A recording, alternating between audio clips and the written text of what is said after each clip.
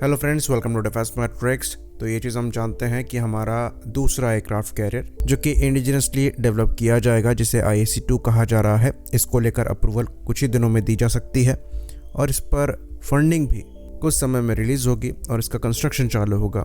जैसा कि हम जानते हैं ये काफ़ी ज़्यादा सिमिलर होगा अभी के IAC-1 से, जो कि INS विक्रांत है, लेकिन ये ड्रोन ऑपरेशंस को परफॉर्म करने में सक्षम होगा और उसी के हिसाब से थोड़े बहुत मॉडिफिकेशन यहाँ पर किए जाएंगे। तो फ्यूचर में हमारे जो तीनों एयरक्राफ्ट कैरियर होंगे ये स्टोबार एयरक्राफ्ट कैरियर ही होंगे, जो कि स्की जंप की मदद से टेक ऑफ करेंगे।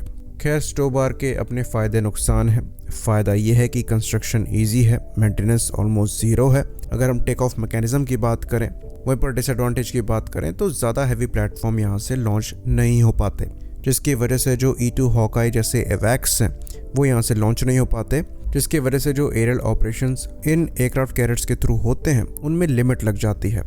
तो एवैक्स क्योंकि फुल साइज यहाँ से फ्लाई नहीं कर पाते, इसलिए जुगाड़ लगाना पड़ता है, जिसके अंतर्गत हेलीकॉप्टर्स को ही एडवांस अर्ली वार्निंग के लिए इस्तेमाल किया जाता है। हमारे द्वारा रशियन का 31 हेलीकॉप्टर्स इस्तेमाल किए जाते हैं, जहाँ पर अगेन एंड्योरेंस, रेंज और स्पीड लिमिटेशंस हैं। तो इसके लिए एक पॉसिबल सॉल्यूशन निकलकर सामने आ रहा है। जैसा कि हम जानते हैं रॉयल नेवी द्वारा क्वीन एलिजाबेथ क्लास के एयरक्राफ्ट कैरियर इस्तेमाल किए जाते हैं, जो कि 65,000 टन डिस्प्लेसमेंट क्लास कैटेगरी में आते हैं और ये स्टॉल एयरक्राफ्ट कैरियर है, यानी कि शॉर्ट टेक ऑफ लैंडिंग। यहाँ पर बट अरेस्टिंग मैकेनिज्म भी नहीं दिया गया है शॉर्ट लैंडिंग के लिए, इसलिए अगर फाइटर प्लेटफॉर्म की बात करें तो यहाँ से खाली F-35B ही ऑपरेट हो पाते हैं।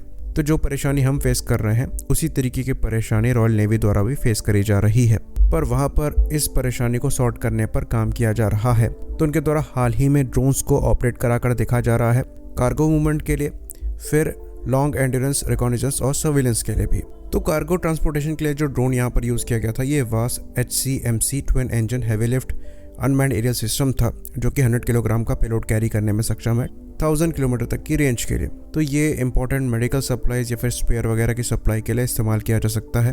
काफ़ी अच्छा सॉल्यूशन है। और हाल ही में एक और टेस्ट रॉयल नेवी द्वारा किया गया, जिसके अंतर्गत जनरल एटॉमिक्स के मोहावी ड्रोन को यहाँ से टेक ऑफ और लैंड कराकर देखा गया। तो ये एक्चुअली काफ़ी ज़्यादा इंपॉर्टेंट था। तो मोहावी ड्रोन जो है ये एक वर्जन है MQ-1 ग्रे ईगल का और ये very short take off landing perform करने में सक्षम है।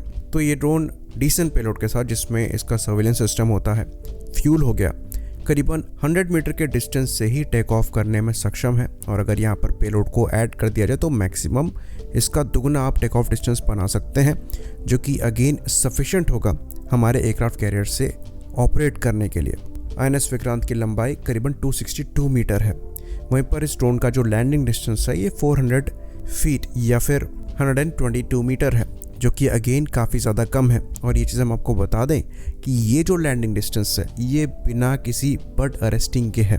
तो नॉर्मल शिप से टेक ऑफ करने के बाद ये मानकर चला जाता है कि ये 12 से 15 यानी कि 12 से 15 आवर्स तक का सर्विलेंस टाइम दे सकता है। और ये जो सर्विलेंस प्रोवाइड कराएंगे ये अनमैच्ड कैपेबिलिटी होगी किसी भी एयरक्राफ्ट कैरियर के लिए और उसके कैरियर बैटल ग्रुप के लिए।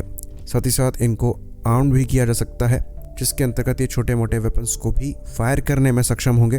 खैर, वो इनका प्राइमरी रोल नहीं होगा। एंटी पायरेसी ऑपरेशन तो ये परफॉर्म कर पाएंगे, पर एंटी शिप ऑपरेशन ये परफॉर्म करने की कैपेबिलिटी पजेस नहीं कर पाएंगे, क्योंकि हैवी टॉर्पीडोस और एंटी शिप मिसाइल कैरी करनी पड़ती है, जो कि ये नहीं कर पाएंगे।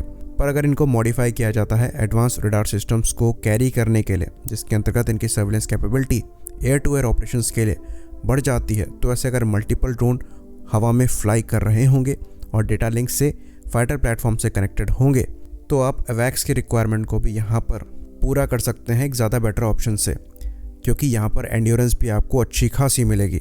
और खाली यहाँ पर मोहावी ड्रोन की बात नहीं हो रही है, इवन जनरल एटॉमिक्स द्वारा MQ-9 के भी डेक बेस्ड वर्जन को प्रपोज किया गया है, जहाँ पर आपको फोल्डिंग विंग मैकेनिज्म मिल जाता है, ज़्यादा पावरफुल इंजन मिल जाता है, जो कि ज़्यादा भारी पेलोड कैरी करने में सक्षम होगा, यानी कि वहाँ पर ज़्यादा हैवी रडार को भी लगाया जा सकता है। तो ड्रोन्स एक्चुअली काफ़ी ज़्यादा इंटरेस्टिंग कॉन्सेप्ट है, स्पेशली नेवल ऑपरेशंस के लिए। और रॉयल नेवी की तरह हमें भी इनकी टेस्टिंग में ज़्यादा देर नहीं करना चाहिए और इनको कैसे हम एक्सप्लॉइट कर सकते हैं नेवल ऑपरेशंस के लिए, हमारी कमियों को कैसे पूरा कर सकते हैं, हमें डेफिनेटली एक्सप्लोर करना चाहिए। आई होप इन्फॉर्मेशन यहाँ पर क्लियर रही हो। इसी बात पर इस वीडियो को हम ख़त्म करेंगे। लाइक करिए, सब्सक्राइब करिए। जय हिंद।